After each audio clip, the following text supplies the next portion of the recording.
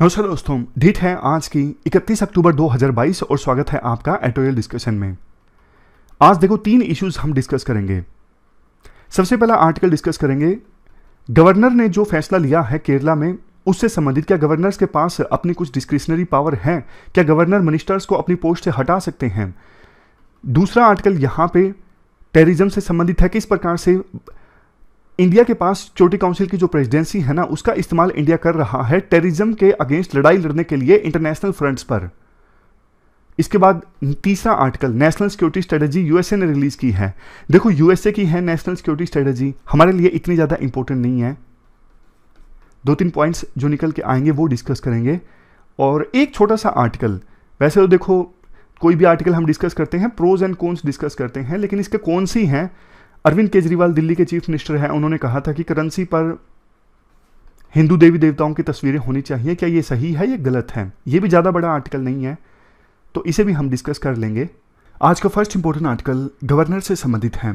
आप GS paper second के इस टॉपिक से आर्टिकल को रिलेट कर सकते हो। क्या कंटेस्ट है?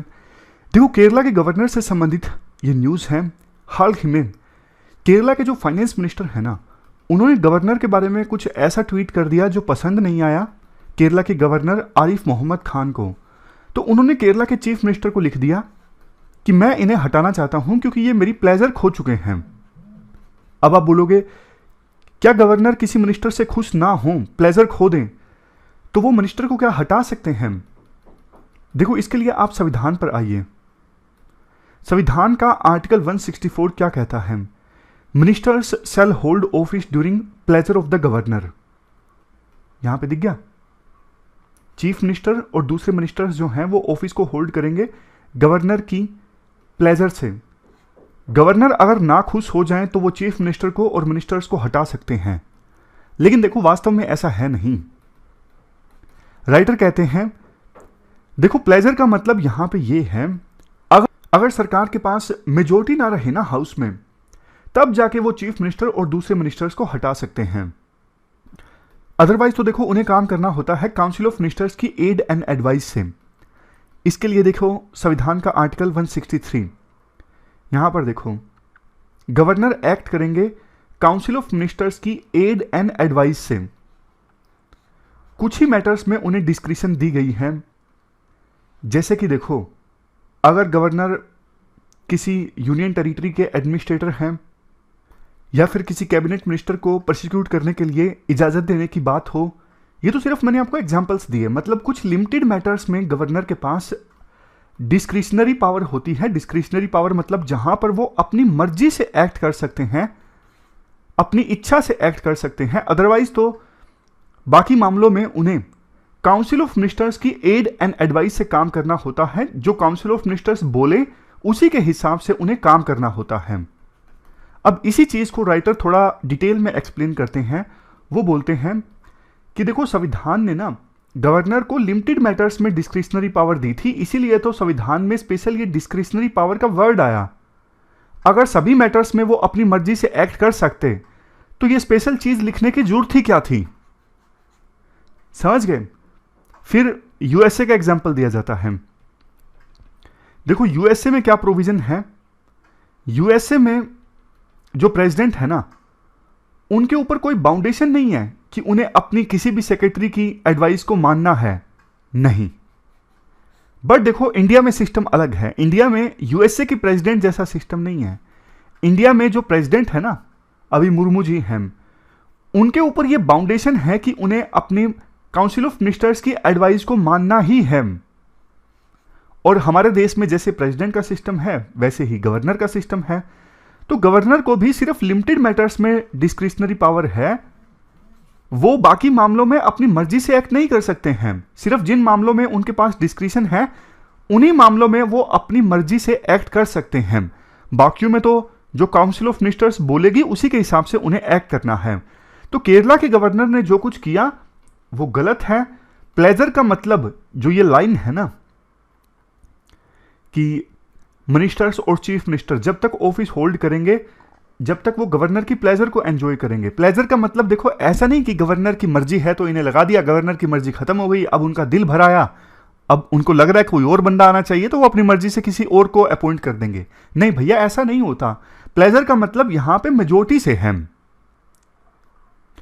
इसी चीज को प्रूव करने के लिए राइटर हमें थोड़ा इतिहास में लेके जाते हैं।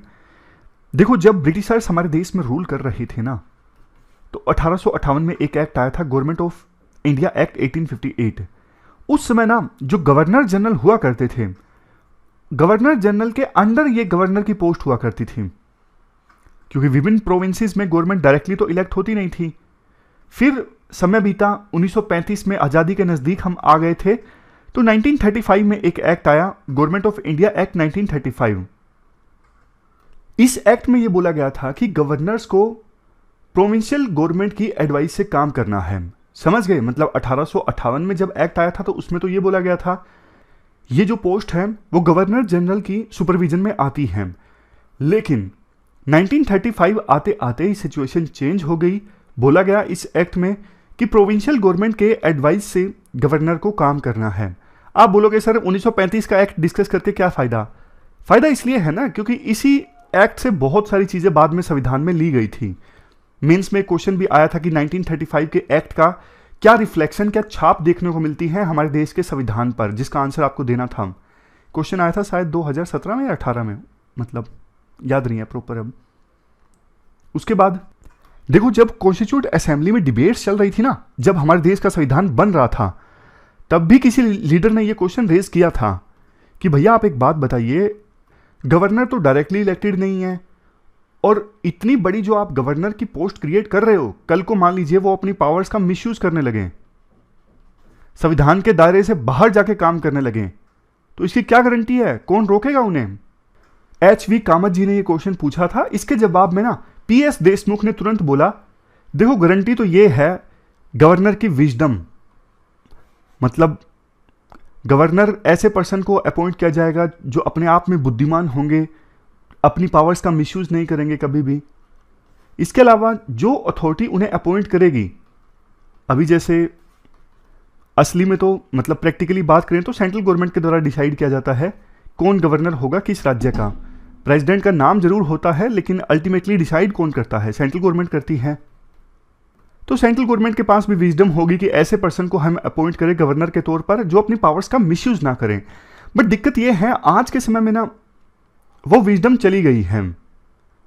लास्ट में आर्टिकल में यह कहा जाता है कि देखो शमशेर सिंह केस का जजमेंट कब आया था?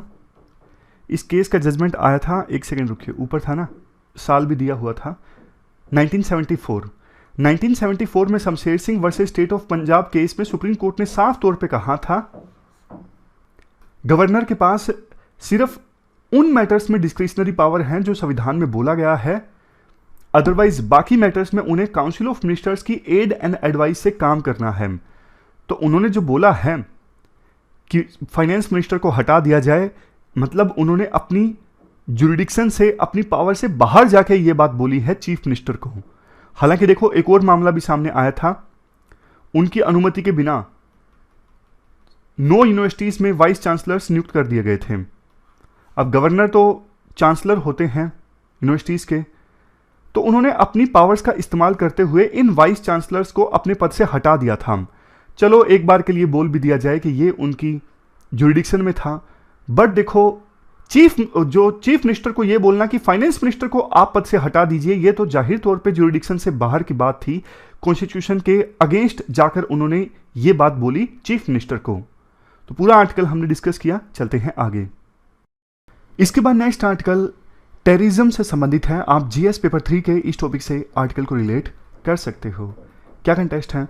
देखो अभी सिक्योरिटी काउंसिल की, यूनाइटेड नेशंस की सिक्योरिटी काउंसिल की प्रेसिडेंसी इंडिया के पास है, और एक इशू जिसने इंडिया को सबसे बार बार परेशान किया है वो है टेररिज्म। आपको भी पता है पाकिस्तान ने प्रोक्सी वार इंडिया के अगेंस्ट चलाया हुआ है। काफ़ी समय से पाकिस्तान से टेररिस्ट आते हैं, इंडिया में वायलेंस फैलाते हैं, या फिर पाकिस्तान कुछ जम्मू एंड कश्मीर के युवकों को गुमराह करता है, उनके हाथों में हथियार थमा देता है, और यह सिलसिला लंबे समय से चला आ रहा है।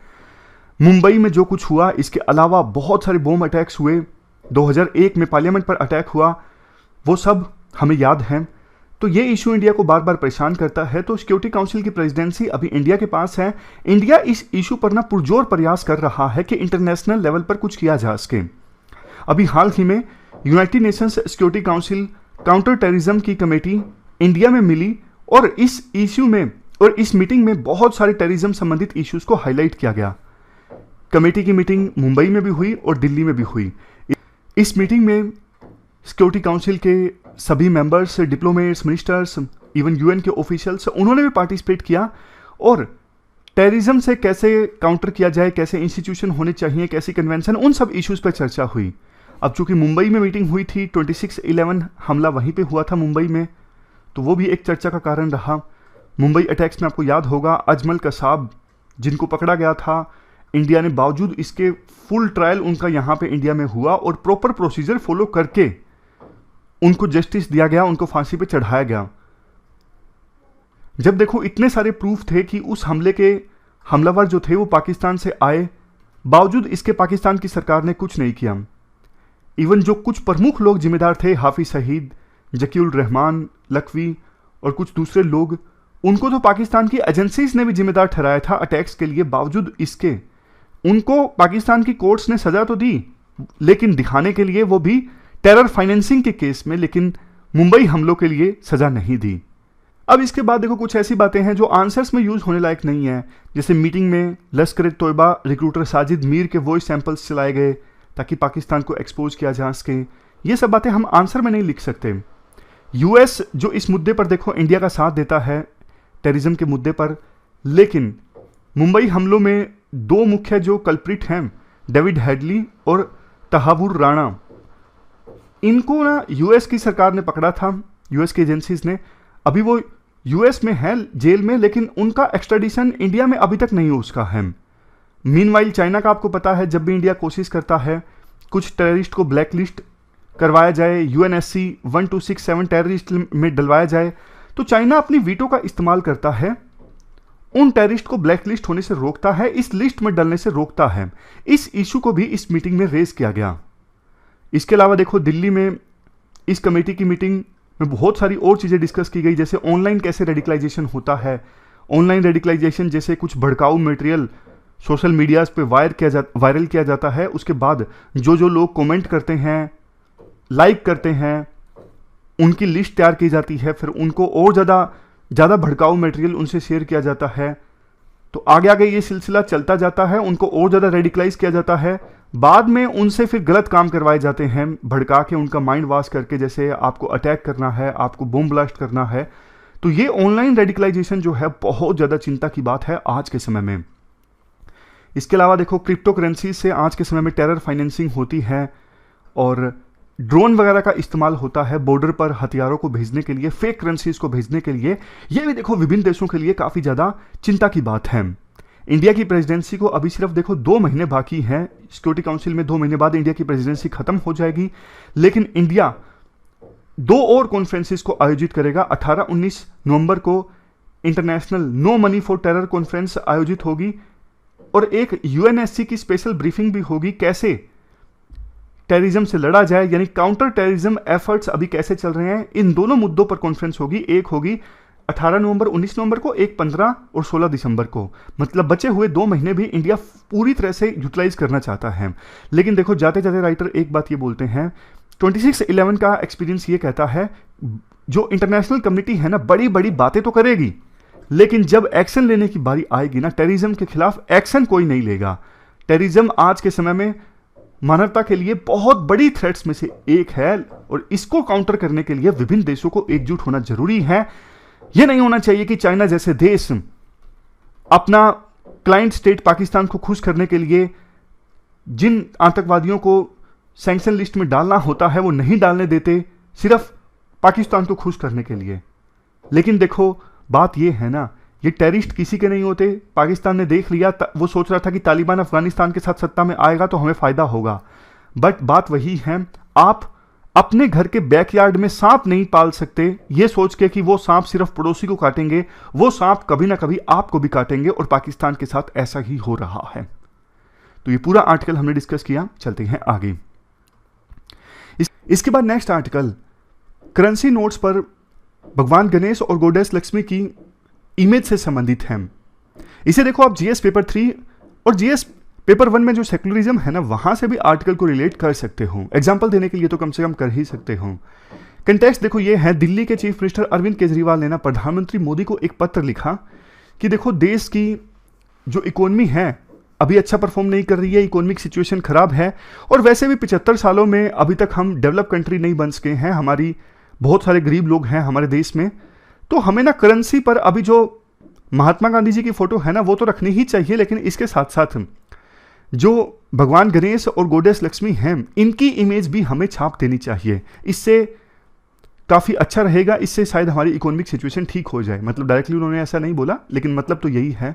जिस प्रकार से उन्होंने बोला कि आज़ादी को 75 साल पूरे हो गए, अभी भी हमारे देश में इतने सारे गरीब हैं, हम पुअर नेशंस की कैटेगरी में आते हैं, तो अगर ऐसा हम कर देंगे तो फ़ायदा होगा। 130 करोड़ लोग ये चाहते हैं। ऐसा करने से भगवान गणेश और गॉडेस लक्ष्मी का आशीर्वाद भी इंडिया के लोगों को मिलेगा। आप बताइए, मैं आपसे क्वेश्चन पूछता हूं, क्या ऐसा किया जाना चाहिए या फिर नहीं किया जाना चाहिए? देखो इसको तो आप जस्टिफाई कर ही नहीं सकते। मतलब कई बार हम डिस्कस करते हैं प्रोज एंड कॉन्स किसी भी इशू के, लेकिन इस चीज़ के प्रोज आप नहीं लिख सकते, ये इशू सही नहीं है। मतलब सबसे पहली पॉइंट तो चलो सेकुलरिज्म की मान ली कि हमारे देश में विभिन्न धर्मों के जो लोग हैं वो मिलजुल के रहते हैं, और करेंसी नोट्स पर किसी एक धर्म के देवी देवताओं को ज़्यादा तवज्जो देना सही नहीं है। इससे जो हार्मनी है विभिन्न धर्मों के लोगों के बीच वो खराब हो जाएगी। अच्छा एक और चीज़ मैं आपको बताता हूँ, मान लीजिए ऐसा हो गया, कल को देखो कितनी दिक्कत आ जाएगी।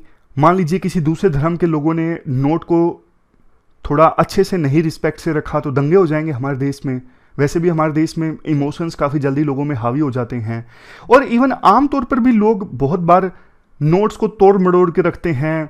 इलीगल एक्टिविटीज़ में भी करेंसी नोट्स का इस्तेमाल होता है, तो हिंदू धर्म के लोगों की भी भावनाएं आहत हो जाएंगी इससे।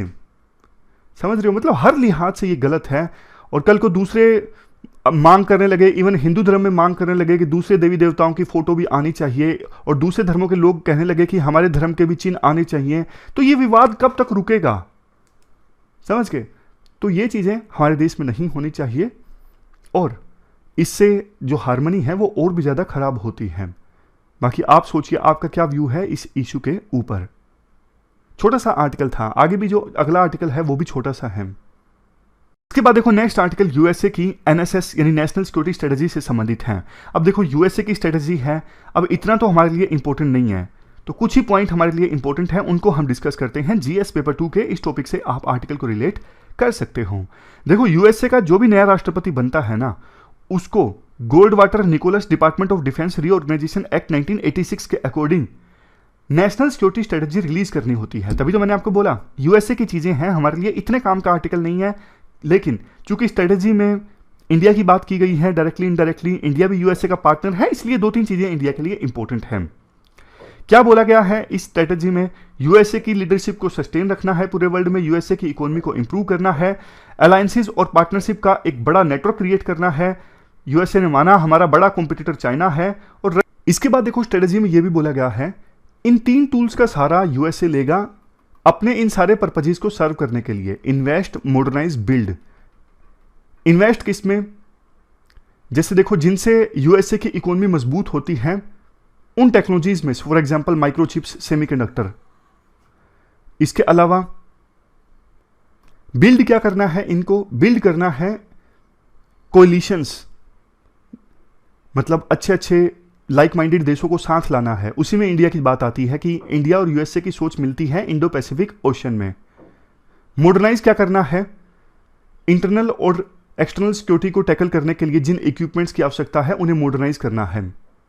स्ट्रेटजी में बोला गया है कि चाइना हमारा एकमात्र कॉम्पिटिटर है जिसके पास कैपेबिलिटी है इंटरनेशनल ऑर्डर को चेंज करने की, तो इसलिए चाइना ही हमारा सबसे मेन कॉम्पिटिटर है। बाइडेन एडमिनिस्ट्रेशन का यह मानना है कि चाइना का मुकाबला यूएसए के साथ वैसे तो पूरे वर्ल्ड में है, लेकिन ज़्यादा इंडो पैसिफिक ओशन में है, क्योंकि इंडो पैसिफिक ओशन में चाइना की प्रेजेंस अभी सबसे ज़्यादा है। स्ट्रेटजी में बोला गया है कि अगर चाइना ताइवान के स्टेटस को यूनिलेटरली चेंज करेगा तो पूरा विरोध किया जाएगा। नेशनल सिक्योरिटी स्ट्रेटजी इस चीज़ पर क्लियर है। एक खास बात जो इंडिया से संबंधित है, हिंट दिया गया है इस नेशनल सिक्योरिटी स्ट्रेटजी में कि इंडिया को पॉसिबली इंटीग्रेट किया जाए, ना सिर्फ G7 में बल्कि कुछ इंपॉर्टेंट दूसरे जो ग्लोबल फोरम्स हैं वहां पर भी। क्योंकि देखो इंडिया अब यूएसए का अलाइ कंट्री है, तो यूएसए को भी लगता है कि इंडिया की एंट्री होगी तो इंडिया हमारा ही साथ देगा अगर किसी इशू पे जरूरत पड़ी, वोटिंग की बात आई तो।